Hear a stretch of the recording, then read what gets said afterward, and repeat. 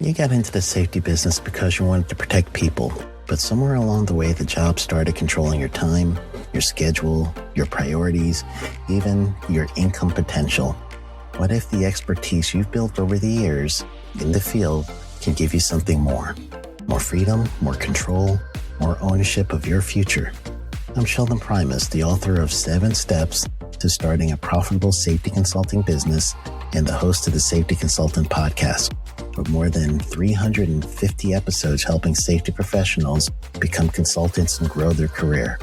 Consulting changed my life. In fact, I'm a full-time RVer, and one consulting contract paid for my home I live in today. Now, I help safety professionals build their own consulting practice through bi-weekly coaching calls, accountability, and personal guidance. But this program isn't for everyone. Start with the Consultant Readiness Audit at sheldon.coach. What if everything we thought we knew about safety was just interference? From the host of the Rated R Safety Show and the founder of Safety FM comes the complete Signal Transmission Trilogy, now available in one powerful edition. Safety, in my opinion, the book that started the conversation. Safety Mutation, where the boundaries of culture, systems, and belief begin to break. And now, Safety Transmission, the final piece of the signal. For the first time, all 3 books are together in one volume. The Signal Transmission Trilogy, Complete Edition. This isn't just about compliance. It's about consciousness. It's about decoding the way we think, lead, and live, inside and outside the system. Whether you've been following the signal since the beginning or you're just now tuning in, this is the version to own.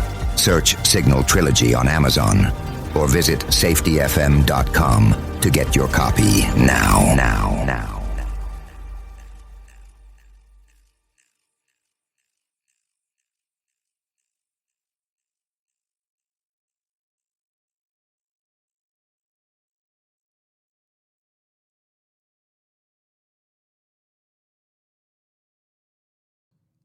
This is Andy. And this is Matt. And you're listening to The Hot Podcast with no name.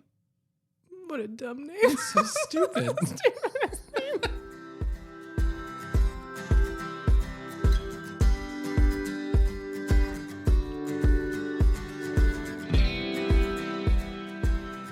Cool. So this is a starting of an episode, and this is how it starts. We don't know the number. We don't know if it is our last one together, but we are excited nonetheless, and we're going to pick up right where we left off in our conversation. Awesome. So we have Erik and Ron joining us. If you haven't heard the totality of this story so far, we highly suggest you starting with episode 44 so you can hear all the pieces. Erik is the former CEO of Era Energy, and Ron is the former EHS manager for Era Energy. And they are sharing with us their story of adopting HOP concepts and what that looked like from the organization, from their 2 very distinct and really helpful vantage points for us to understand the thought process involved, the steps involved, the trials and tribulations, the parts that were scary, the parts that seemed easy, so that hopefully, as others are trying to go down this path, that they have something to hold on to, right? Something that they've seen before, a model that they have at least heard before to understand how a change like this is made. And where we left off last episode, I think, was at a really important aspect of any sort of transformational change in an organization.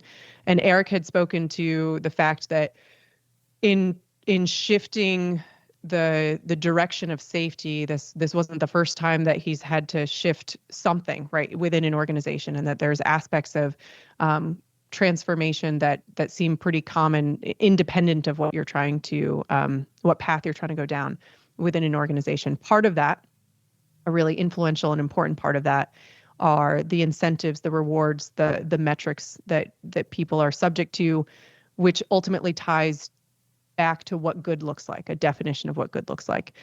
And why we thought it was so critical for us to have conversation around this is I think that in some cases, myself included, absolutely, I've done a disservice to this movement in terms of de-emphasizing the importance of a KPI. And part of the reason that that happens is because in many organizations, when we're trying to originally make this shift, there isn't an Erik that's ready. There isn't somebody on the C-suite who has the ability to go influence a board to change a metric. And so people are trying to make a change in spite of measurements that are not aligned with what they're doing. Because we've had so much conversation around that, I think that it inadvertently reduces the messaging on the importance of being able to align the incentive.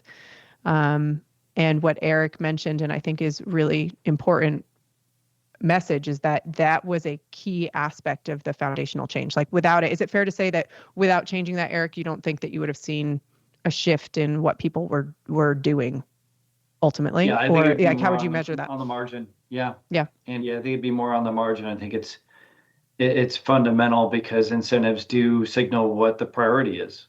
Yeah. And therefore, I think drive behavior.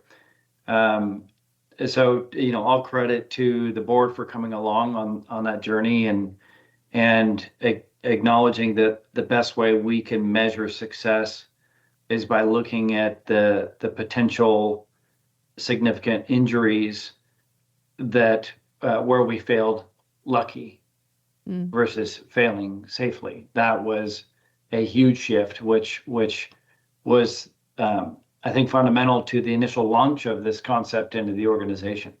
Yeah. And I think what is incredibly beneficial for the folks that are able to listen to this, what brings, in my mind, some amount of real context to what it means to change this metric is the fact that you do have not only your vantage point, Erik, of what the metric change was, right? And what it was like to have to go through the conversation with the board to try to change it and then communicate that out. But then from Ron's perspective, we have what that actually did, meaning while you're sitting in a place where the day-to-day details of what people are doing to help drive that metric, those details can be pretty far from your vantage point, Erik, from where you are.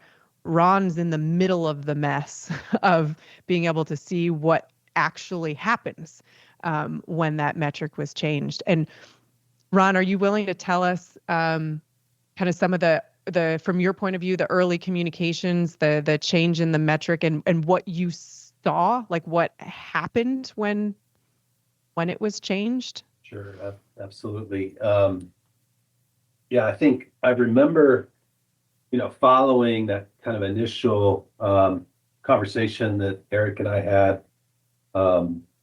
Erik sort of introduced himself at an employee call, and one of the first, communication exchanges that he had with the entire organization and employee call was specifically around this topic. And I remember, and I'm sure most other leaders and employees remember it as well. He shared the personal story that I think we talked about in episode 44, and sort of why he cares so much about safety and our environmental health and safety performance.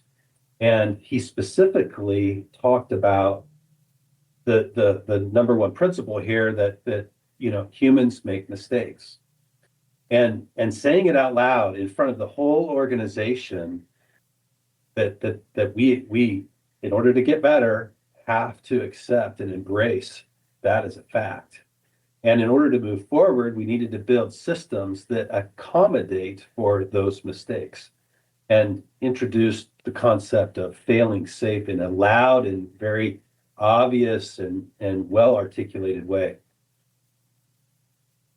And then subsequently, in follow-up all employee calls, other leaders began to talk about this concept in a similar kind of way. Now, Eric, just out of curiosity, Eric, was that a thing that you asked other leaders to do? So after setting this communication, were you like, this is what we're going to communicate out for our next all-employee meeting for a period of time? Yeah. Yeah. I mean, this was really a triad of myself, the safety leadership, and the operations leadership. If the three of us had any daylight between what one of us was saying, what the others were saying, the organization's going to pick that up instantly, and you're going to lack credibility. And going back to what it takes to enact change, if employees don't see leadership role modeling the change, and leadership isn't just the CEO or the COO, it's the senior leaders that they touch. If they're not seeing that kind of uniformity and conviction and belief, yeah, it just creates cracks, and people start to really question, is this just a fad? Is it going to go away? Or do I need to pay attention because this is real? And I got to tell you that I remember that employee call very clearly that Ron's talking about. And I got to be honest with you, I was a little bit frightened about it. I didn't know how people would receive a message that said, we are going to focus on life-changing potential. We're going to focus on life-changing jobs that occur in the field. And we're going to de-emphasize in what we're focusing on and rewarding the recordables. I thought that it would result in, when I go out to the field, to people really kind of being like, so does that mean you don't care anymore? Mm-hmm. Which is like 100% the opposite of what's what you're trying to achieve. Yeah, is a deep care that we don't have lives change. But I worried that people would see this as, okay, well, you're just raising the bar to focus on something that's, quote, easier or less frequent to make your numbers look better, right? In a very cynical way. And also potentially conclude that I didn't care about cuts or bruises. And I do, broken bones. But I got to tell you, I mean, so I was worried about that, how it would be received. And that people would not take away the wrong message. And going to Ron, how was it received, right? So Eric has an intent of what he's trying to communicate. Then subsequently, other operational leadership are echoing the same thing. The fear that Eric has is not an uncommon fear. And I remember, I think talking about it with you, Eric, previous to that communication of that fear. Ron, do you remember how it was received? I'm sure it wasn't a blanket reception of everybody thinking the same thing or thinking all cynically or all positively, or I mean, maybe you can only speak from how it struck you. I think I have a pretty good feel for how the entirety of, I mean, not everyone, but most folks received it. And I think it was, the reaction was, thank goodness. Like we're really tired of working on stuff, that probably is not going to make much of a difference. We really don't want to spend all this time on the trip in the parking lot, event with the bruised knee that resulted in 3 stitches. Let's fix it and move on, and make sure that the worker gets the care that they need. And that was very well received within the organization. We work in a high risk industry, and we want our resources to be dedicated to those things that can really hurt people. And so I think that message resonated, top to bottom. I think people were aligned and on board and ready to move. And once the metrics aligned with that belief system, we had a lot of support moving forward. And I might even, and I don't know if it's too early, but this was like the great leadership moment from my perspective that I saw that was just incredible. And if, for those CEOs or health and safety professionals that might be listening to this, that might send this podcast to their CEOs, I would like every CEO in America to hear this, because I think it's important.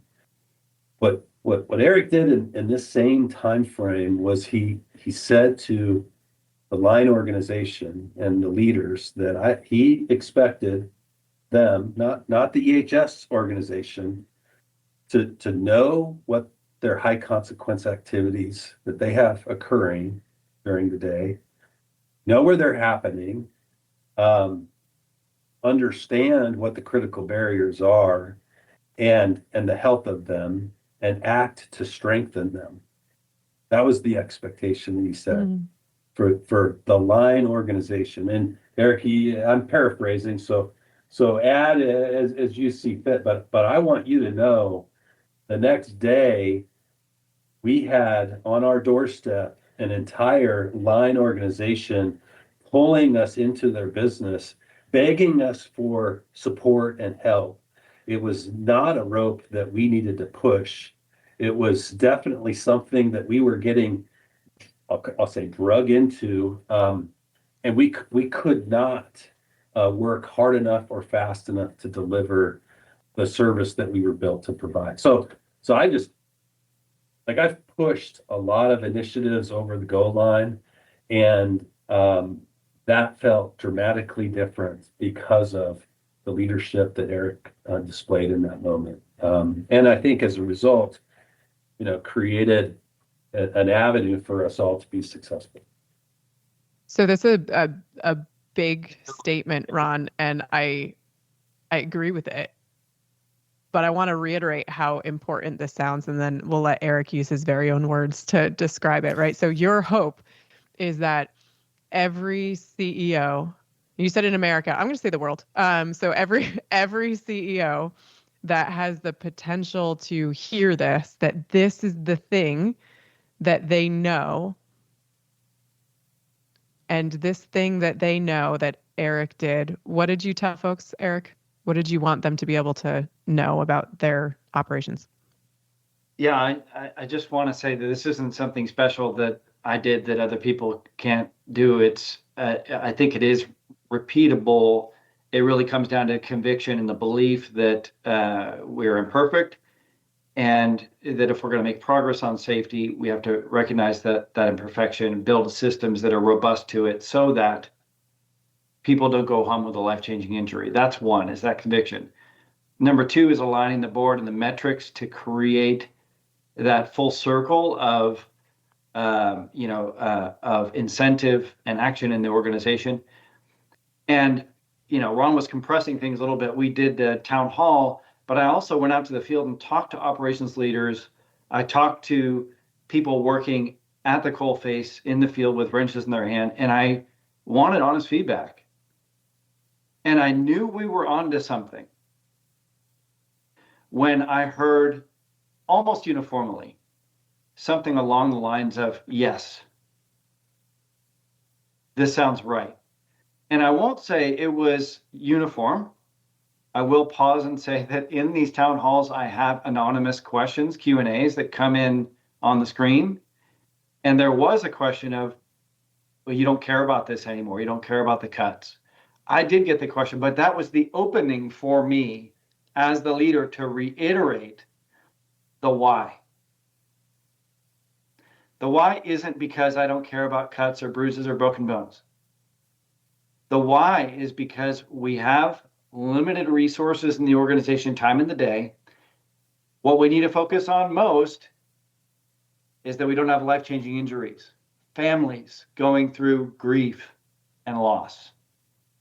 Somebody's life changed forever because they chose to come to work on our asset. That is a tough ask, but I think that this shift can help move us in that direction. So I knew we were onto something when I went to the field and tested, and people were willing to go along with this conceptually and get past the knee jerk that, hey, this means you don't care about X, right?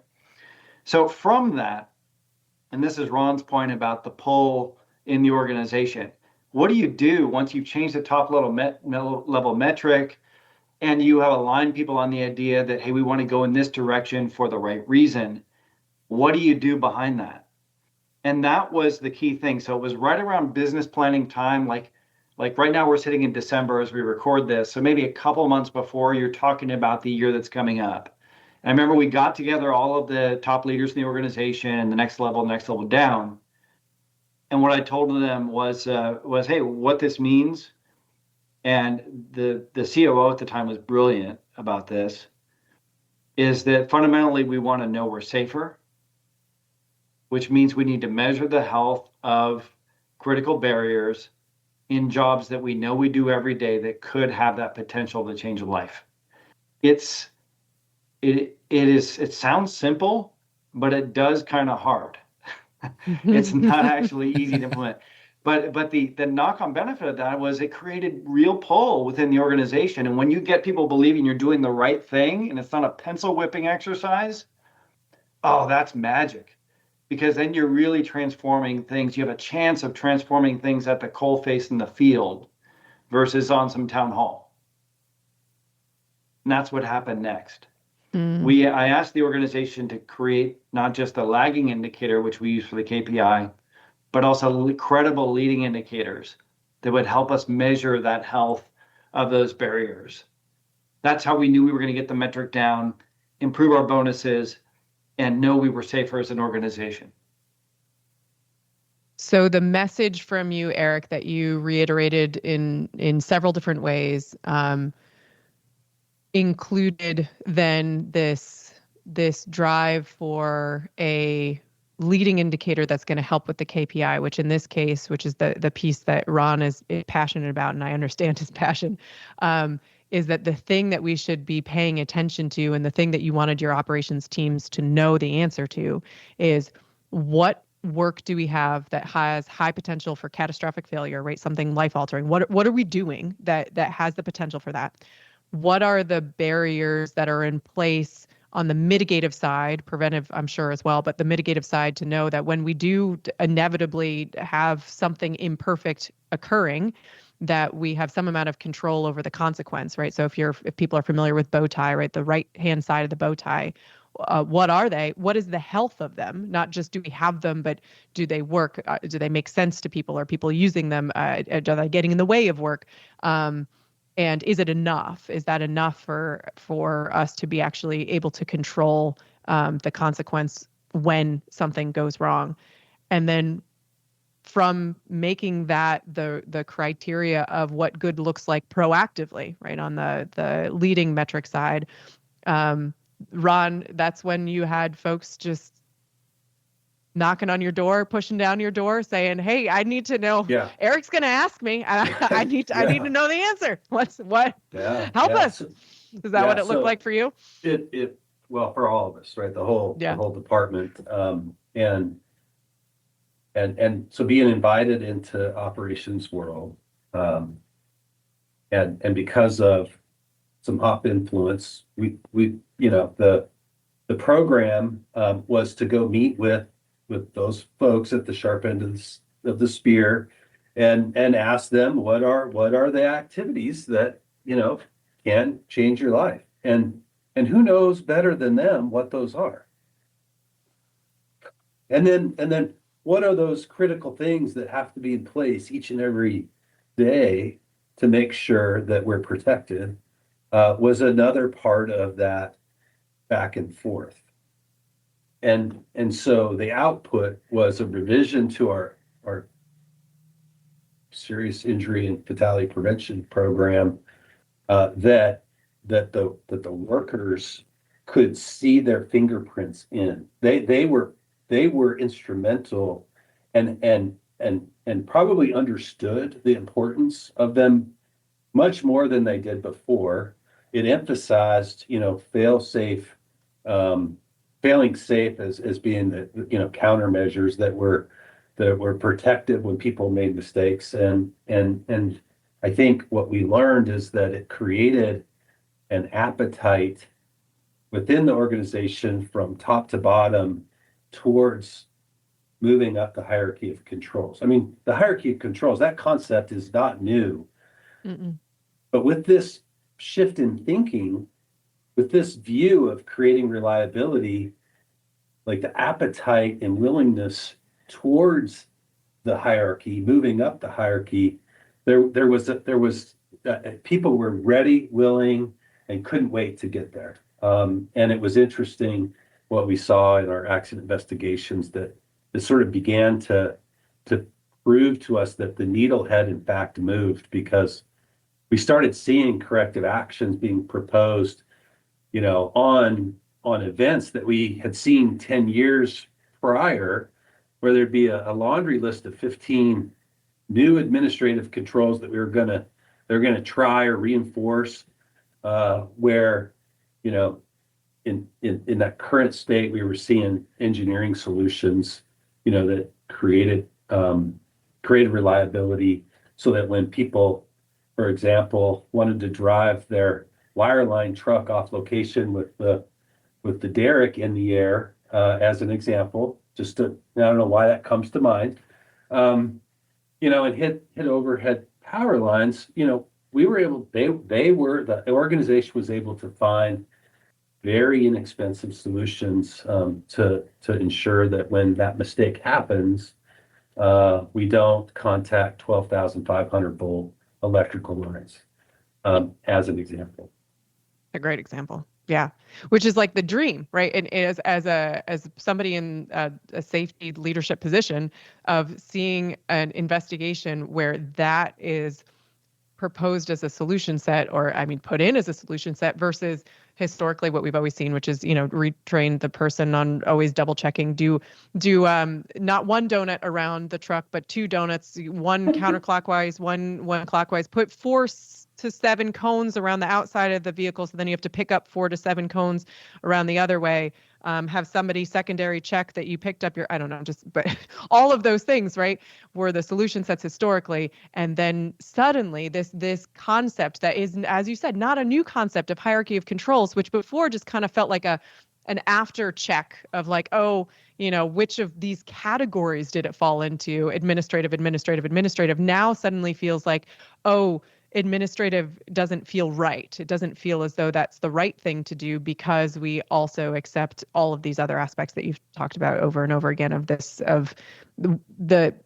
it will happen, right? It's at some point someone is going to try to drive away because of a million factors that we can't predict, with the derrick in the air. Now what? And then now what is the important part. And that's amazing, right? We've already accepted the loss of control. Right, we've accepted the middle of that bow tie will happen, and then that gives us an opportunity for another way of looking at the same problem. Yeah, very true. Let me add something to that, if I can. I think that the unintended consequence of this that I didn't expect and that actually occurred relates to complexity. So as leaders, we are always trying to drive complexity out of the system, because that drives cost.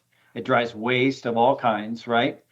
And what Ron just mentioned about this focus on the health of barriers, driving a focus on engineering controls instead of paperwork and administrative stuff, that has the unintended consequence of driving the complexity of adding ever more checks and steps that really don't make you safer out of the system. So it actually makes the business more efficient, as well as safer in the most critical ways, by driving this change. Yeah. And I thought that was an unintended consequence, but really made me happy as a leader who cares about efficiency and focus, that we're simplifying things as a consequence of this versus adding ever more requirements and complexity. Which, Eric, I think is a really helpful way to bring up that the fact that the change that you made reduced the paperwork complexity is a helpful way of looking at it, because oftentimes in this space, people will go after the paperwork complexity itself as the problem. Whereas what you're saying is, when you shifted the focus to what we actually want to be happening, a natural byproduct of that was the reduction of this paperwork complexity, as opposed to positioning that itself as the problem, meaning the paperwork is the problem or the administrative controls is the problem, which I think in the view of many people who have tried to go after the problem, it is difficult to attack it directly, because it's hard to know what to replace it with. Whereas if we're actively talking about what good looks like, that becomes the replacement. And then the natural byproduct is the reduction of all of the pieces that, when we can step back and we do have another option, we start to say very clearly to ourselves and others, we can look each other in the eye and say, I'm not sure that really ever had an impact on safety. When we don't have anything to replace it with, that is a terrifying thing to admit out loud. And you will see people argue until they're blue in the face that it does have an impact, because it is almost impossible to admit that it doesn't if you don't have anything to replace it with. So the fact that you saw it in the reverse of, this is what we're going to focus on, and the natural byproduct is the reduction of this administrative Complexity. burden. Yeah, absolutely. I mean, the logic train is that we want to have healthy barriers so that incidents don't escalate into life-changing. Barriers can best be strengthened by engineering controls, hierarchy. Therefore, let's spend our time and energy on those controls. Like it's, and therefore the absence of the complexity on the administrative side. Whereas in previous investigations I've seen, it's let's prevent this from happening again. And it really comes down to, we don't have enough ways to tell workers how to do their job, which workers resent, safety people resent, and it just adds cost and complexity. So yeah, I mean, I don't want to belabor this point too much, but it really drives the right behaviors in the organization as a business leader and as a safety leader. Yeah. Thank you for that. The piece that I'm wondering whether people would be interested in, actually, I can picture two pieces. One is, what was happening to continuously reinforce that direction? What I mean by that is, Eric, if we have a KPI, right? So that KPI is going to reinforce the direction, but that KPI is specific then to when something has already gone wrong. And yet we have got leading indicators that you're looking at. Are you looking at that as how many times are we reviewing these things? Like, what does that leading indicator then look like? And then Ron, what did that actually translate into how it was executed in the field? You started to describe it to us, and I have a bit of a mental picture of, it's not what I would have historically done, right? Andrea 1.0 would have sat in my office and written up a bunch of stuff for Eric that was like, this is the activities we're doing, and here's the barriers. I mean, I remember distinctly actually doing that from my desk, not out in the field in my own organization, of here's what we have in place. And then that was perfectly acceptable in my world. So how do you get from it being a tabletop exercise, pencil whip of the barriers in place, to something that is real? Like isn't just another paperwork administrative activity that is trying to point to something that isn't administrative? Like, how does that not just become an administrative activity itself? I can take a good shot at this one. So as we talked about, we had this interaction with the folks that are at the sharp end of the spear. We felt like we learned a lot from that exercise. It informed what we called our critical protection standards. We later renamed them our lifeguards. And what those were a set of I'll say processes, programs that were very much aligned with the high consequence activities that workers had identified. And within them included a set of controls, critical barriers. And then we revised our assurance program so that we could, and we had a lot of touch points so we could measure the health of those barriers from a leading indicator perspective.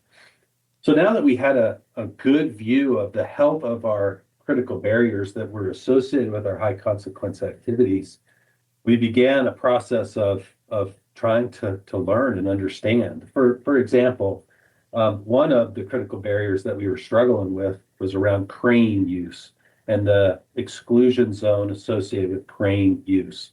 And this was interesting because I was interested to understand why crane operators couldn't comply with our exclusion zone expectation because our assurance data says that we're deficient. And what we learned was very informative. That our assurance and expectation around exclusion zones were causing them to make them much bigger than they really needed to be. And as a result, more people were required to be inside the exclusion zone than our auditors believed were necessary. And so they had feedback for us. They gave us a recommendation. Hey, when we're only lifting, 200 pounds with a 30-ton crane, we probably don't need an exclusion zone that accounts for the failure of the entire crane. We probably only need an exclusion zone the size, that accounts for the failure of maybe the boom and the load. And so their feedback caused us to go back to our, to the black line and the blue line and adjust the way that we imagine work occurring. So it really wasn't, it turned out to be a deficiency within crane operators. It was more an opportunity for us to learn from workers and adjust the expectation to match the level of risk. Ultimately, as risk goes up, we want controls to go up.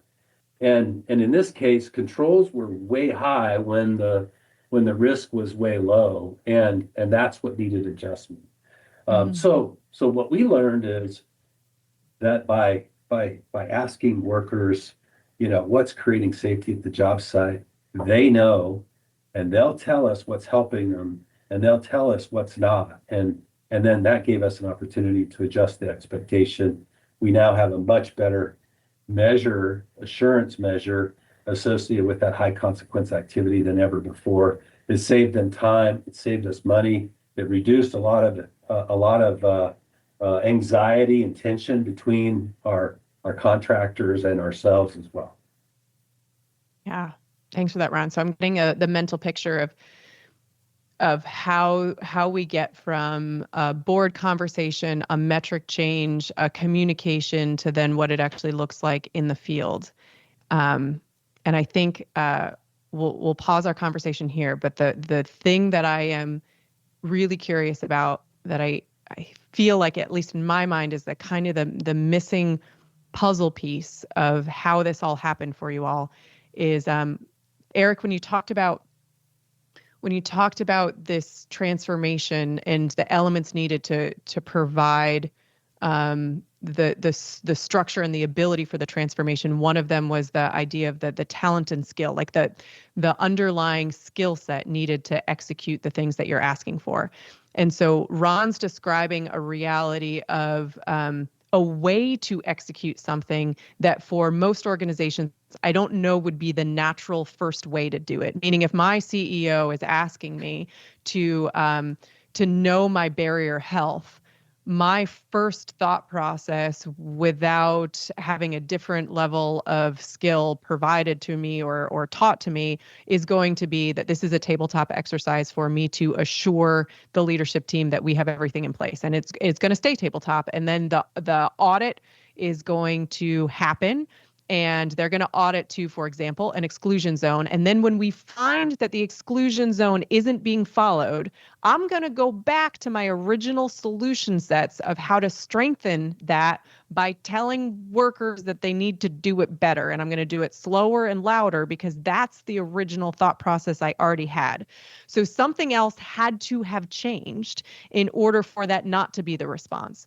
Meaning, when we find a deficiency in a barrier, if we go back to the way that we were solving problems as, Andy 1.0, Erik 1.0, Ron 1.0, we're going to try to solve them the same way, which is to say the same thing slower and louder through a bunch of different communication efforts.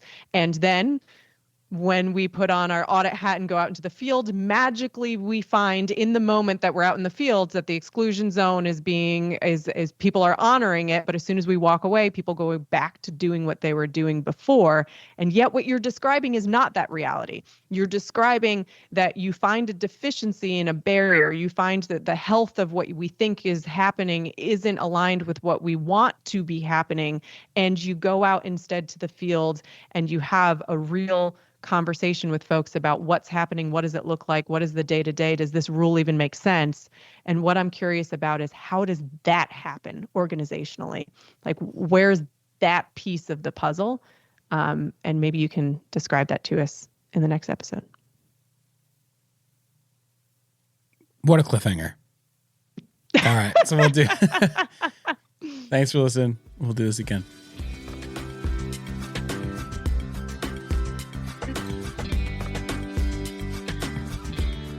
Well, that's it.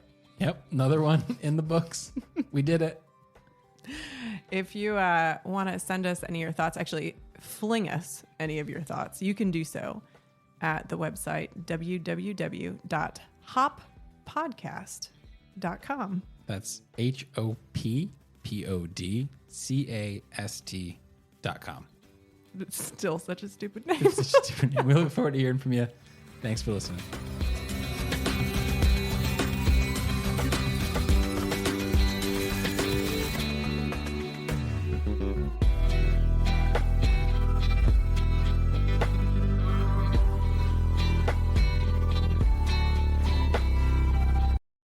You got into the safety business because you wanted to protect people, but somewhere along the way, the job started controlling your time, your schedule, your priorities, even your income potential.